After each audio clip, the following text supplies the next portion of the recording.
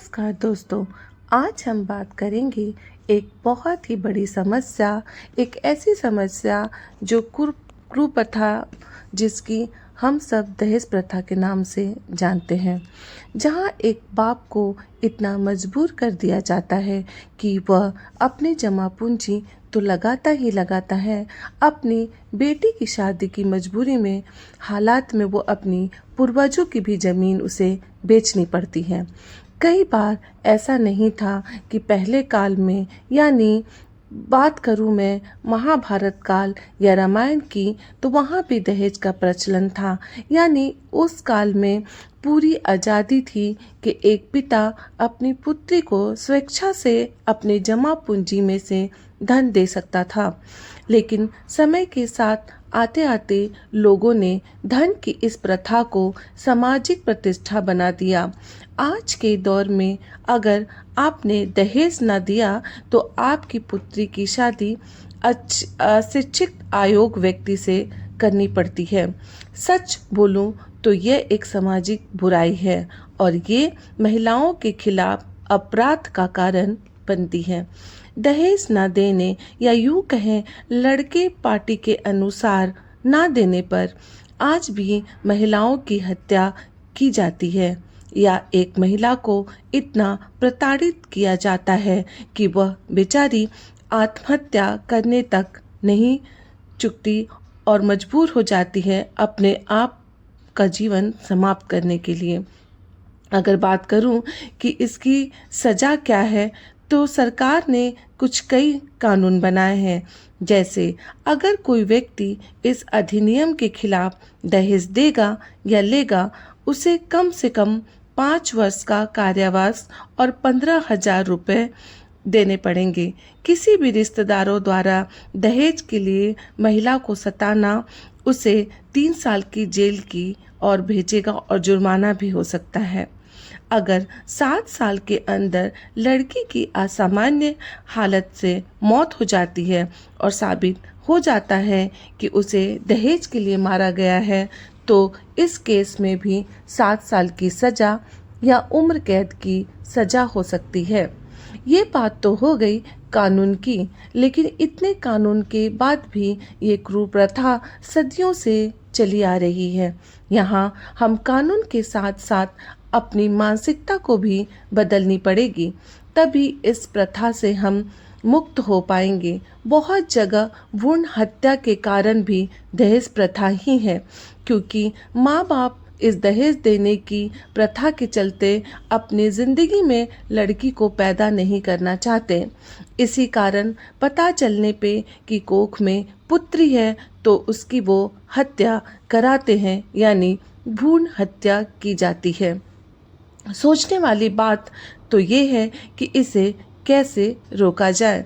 सबसे पहले तो हमें अपनी बेटियों को शिक्षित करना होगा, उन्हें उनके कैरियर के लिए प्रोत्साहित करना होगा, बेटियों को स्वतंत्र और जिम्मेदार बनाना होगा।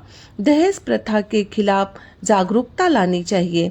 हमें स्कूल और कॉलेजों में सेमिनार करवाना चाहिए। सिर्फ लड़कियों को ही नहीं, लड़कों को भी सीखना चाहिए कि लड़कियों की इज्जत वो कैसे करें और बिना दहेज की शादी का शपथ लें। महिलाओं की ही नहीं, पुरुषों की भी समानता चाहिए इस कुप्रथा को समाप्त करने में, इसमें, ताकि समाज से ये प्रथा को मिटाया जा सके और साथ साथ भ्रूण हत्या को भी रोका जा सके।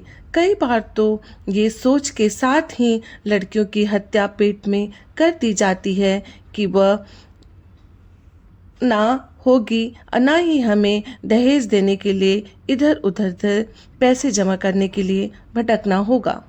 लड़का पार्टी की ज़्यादा देखकर वो सोच में पड़ जाते हैं, काश हमें लड़की नहीं होती। दहेज प्रथा की कुप्रथा समाप्त होनी ही चाहिए।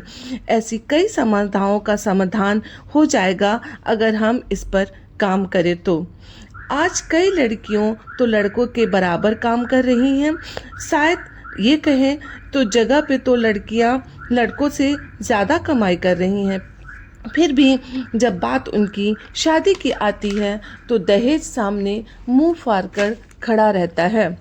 सवाल ये है, क्यों जब लड़का लड़की बराबर जगहों पे कार्य कर रहे हैं तो लड़की वाले फिर भी दहेज क्यों दें?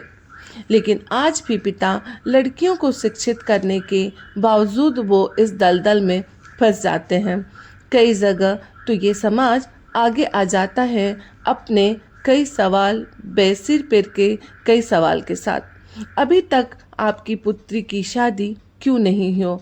ना जाने कई ऐसे सवालों में वो फंसकर पिता इस दहेज प्रथा देने वाली शादी में फंसकर रह जाता है और अपनी पुत्री की शादी करने में लग जाता है।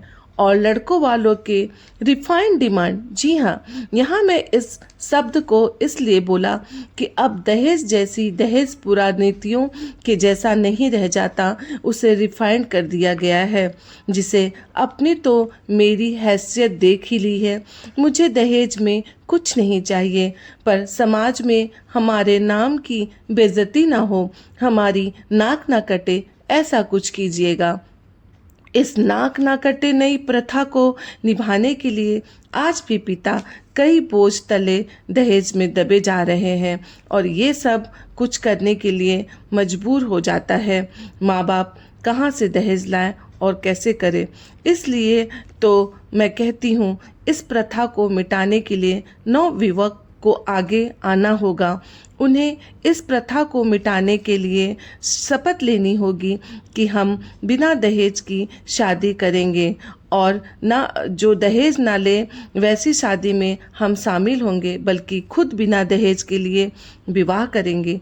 आज भी कुछ युवक ऐसे हैं जिन्होंने इस प्रथा को तोड़ते हुए आगे आए और पूरी इज्जत से बिना दहेज की शादी की, बल्कि लड़की वालों के परिवार को धन्यवाद भी दिया कि उन्होंने उस लड़की को शिक्षित और समझदार बनाया है। इन जैसे युवकों से आज की पीढ़ी को सीखनी चाहिए और उनसे इस आचरण का ग्रहण करना चाहिए और बिना दहेज विवाह इस प्रथा को इस समाज से समाप्त करने की कोशिश करनी चाहिए। तो ये थी दहेज प्रथा पे कुछ मेरे विचार। कैसे लगी आपको? अच्छी लगी हो तो लाइक करें, कमेंट करें और सब्सक्राइब करें। ज़्यादा से ज़्यादा शेयर करें और आपके मन में भी इस तरह का विचार हो या कुछ ऐसी कहानियाँ जो मैं लोगों तक पहुँचा सकूँ तो हमारे ईमेल आईडी पे ज़रूर भेजें, जो कि मैंने डिस्क्रिप्शन में दे रखा है। धन्यवाद।